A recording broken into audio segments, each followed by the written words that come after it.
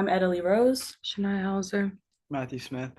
and this is our static versus dynamic norm replication of the Sparkman and Walton. Dynamic norms promote sustainable behavior, even if it is counternormative. This is an experimental independent t-test, meaning we conducted a study measuring two different values. The purpose of the study was to determine whether participants' interest in eating less meat would increase when given dynamic norms, which is the trends of a population over time, or static norms, which is the current trends of a population.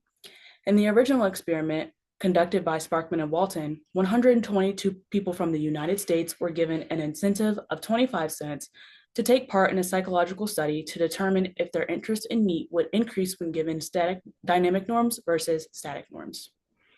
This is also a directional study. We hypothesize that participants exposed to a dynamic norm will show greater interest in eating less meat. This study is also set out to understand if telling more and more Americans reducing meat consumption would encourage them to eat less meat, which is a dynamic norm. This can be compared to simply stating that a balanced number of Americans already eat less meat, which is a static norm. The participants were exposed to either of these before reporting on their eating behaviors and attitudes towards meat. And the participants included 41 students from Intro to Psychology courses here at Brevard College. Before the study was conducted, participants were given information regarding the questions to be asked, the risks involved, and then asked for their consent.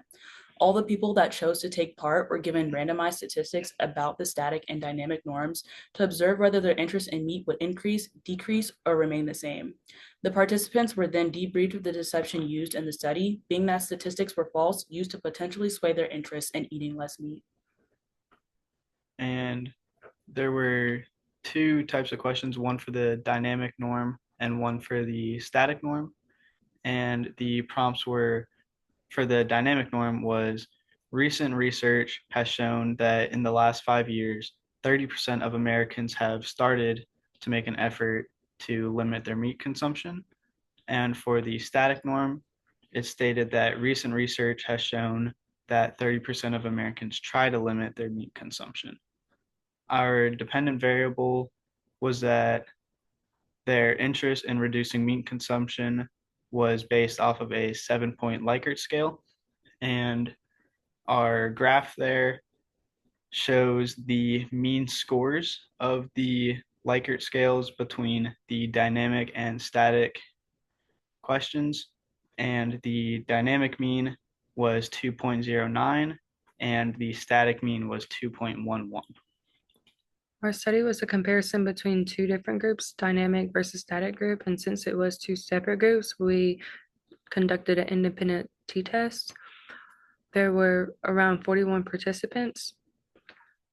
Our p-value is 0.489, which means that we will retain the null, and it also allows us to understand that there are no significant difference between consumption after receiving the static versus dynamic norms, which is also a contributing factor to our results.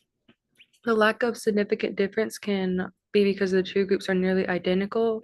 This suggests that the change in message did not have a significant impact on their behavior. Furthermore, the study was conducted with a limited group of people.